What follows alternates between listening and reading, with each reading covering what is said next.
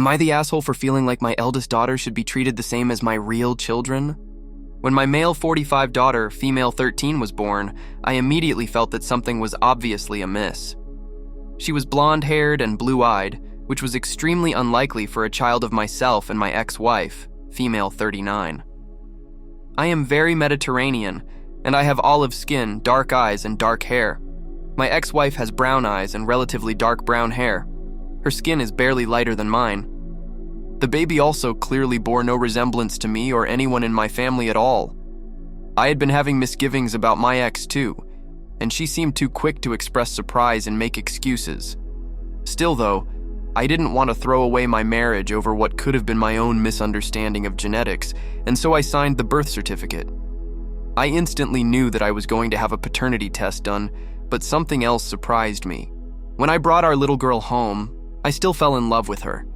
It felt just like bringing my son, male 14, home, and looking at her, I still just saw her as an innocent, beautiful little baby. We bonded. The paternity test came back negative, as I suspected it would, and I decided that our marriage was over. I still loved our little girl, though. My then-wife did everything that she could to drag out the divorce and refused to separate or move out. My daughter's biological father, every bit as blonde and blue-eyed as I suspected, turned out to want nothing to do with her or my ex. He was already married with his own family, and his only focus was preventing the situation from blowing back on himself too much. My ex went totally nuts when both I and her affair partner rejected her, and she made some very unfortunate decisions. To make a long story short, she ended up with prison time for crimes including identity theft, assault with a deadly weapon, and grand theft auto, when she stole credit cards and forged documents for both of us, and when she stole her affair partner's car and tried to run him over with it. I ended up with custody of our kids, with the affair partner never even attempting to establish any kind of paternity rights. I didn't want to press the issue myself, as I couldn't deny that I had bonded with this child, even knowing that she wasn't my real daughter. I had been shunning my ex-wife as best I could and trying to move on with life after she was finally out of the house. It wasn't long before I got together with and married my current wife, female 34, and we've since had another 2 children, male 10, female 8. My eldest daughter is a total daddy's girl, and we have a wonderful relationship. She always feels loved, and I treat her the same as my other kids. Even though she obviously stands out, my family accepts her too, or at least that's what I thought. I work for my father's company, and the other day we were out talking about the future and his will, and he was talking about what money, assets, etc. He wanted to leave to whom, including his grandchildren, and I noticed that my older daughter had been left out. I mentioned it to him, and he said, "It's nice what you've done for daughter's name, but you have real children, and obviously they should come first," I interrupted him, and I told him that she is my real daughter, and that I thought she should be treated equally. He just paused and looked at me for a moment, and he said, "I guess you feel how you feel," before he noticed I was still about to argue with him, and he shrugged and moved the conversation onto things about work and my siblings. I was too polite to try to force the matter at the time, but it sort of stuck with me. My father isn't the type of man to harp on a point, and I am certain that he's content to have said his piece and would let the matter drop. He could certainly tell that what he said upset me, and so I doubt he'd bring it up again. Frankly, he sort of raised me the same way. At the time, I was shocked because he's always seemed to accept my daughter as a part of the family. He buys her gifts for her birthday and for Christmas, and he makes her feel welcome. But thinking about it, he really is just a kind, polite, and generous man in a lot of ways. He will and has bought Christmas gifts for high school friends or significant others if he knew they were coming, and the same for other gift-giving occasions. He's generally very hospitable to anyone his friends or family bring around, so I thought that maybe it was just that, and I misinterpreted. My wife is Asian, and so my eldest daughter always stands out. She's thin and blonde and blue-eyed, unlike pretty much anyone else in my family, and she's taller than any of the other girls or even most of the women, really. So I'm aware that she might look like the neighbor kid visiting or something. My wife loves her, and I know that she 100% accepts her as one of our kids, and she has been a great mom, stepmom. I talked to my own mother though, and while she's definitely closer to my daughter than my father is, they interact a lot more, and she includes my daughter with the other kids, other girls in family traditions and activities. I got a little bit of the same vibe from her.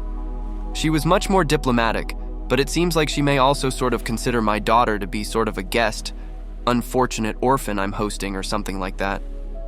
She pointed out that I can make my own will however I want. My daughter knows that she isn't biologically mine. That would have been hard to hide, even if we'd really had the opportunity. She doesn't want anything to do with either of her bio parents, though. She's seen her bio dad perhaps a handful of times in her entire life, and I don't even think he can remember her middle name. He seems to have pretty successfully kept his family together and his wife from leaving him, but he definitely doesn't want any involvement. My ex-wife continued to spiral for a long while, and she lives in another state with another man and her own new family at this point. She mercifully rarely makes contact. I've never really tried to go after either of them for money. I don't need it, and it's not a pot I want to stir. My siblings are mostly supportive, if a little bit mixed on the issue. Some of them say that they could never raise the child of a partner's affair, but all of them say that they love and accept their niece. I just can't get over the way that I feel distant and upset about what my father said, though. He's an extremely kind and generous man, and he's always taken care of his family. He's given me opportunities and a lifestyle that I could never have achieved without him.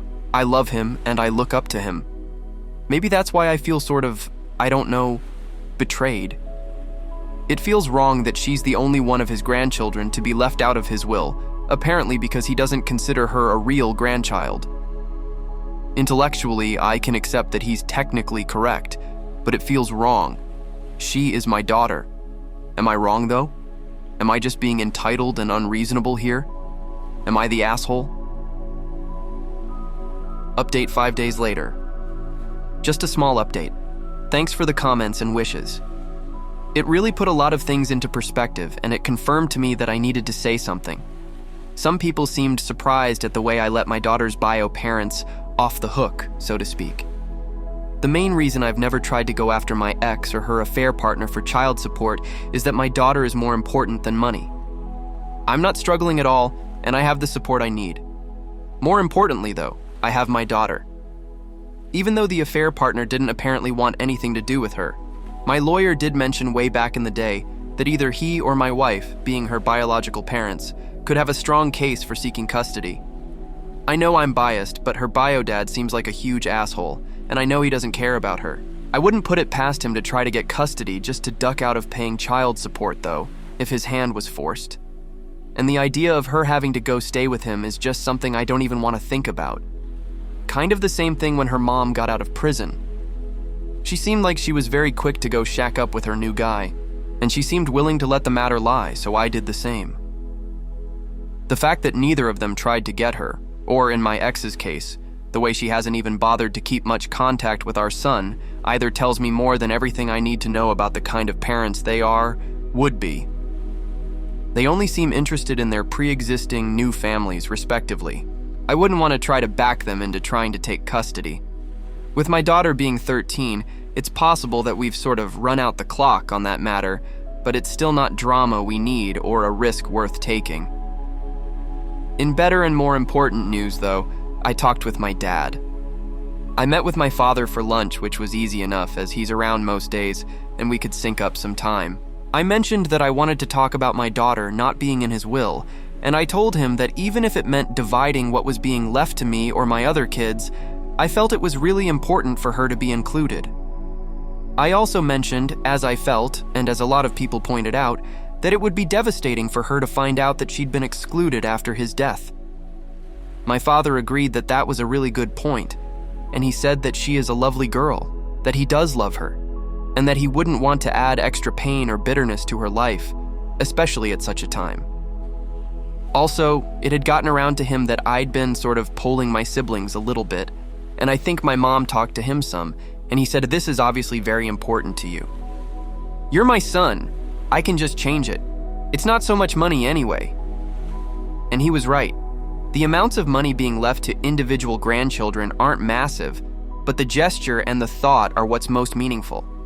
Mostly everything is going to my mom and or us, his kids, anyway. Really, there was no reason for me to expect him to have been stubborn or hard-hearted about any of this. It was just something that we needed to talk about.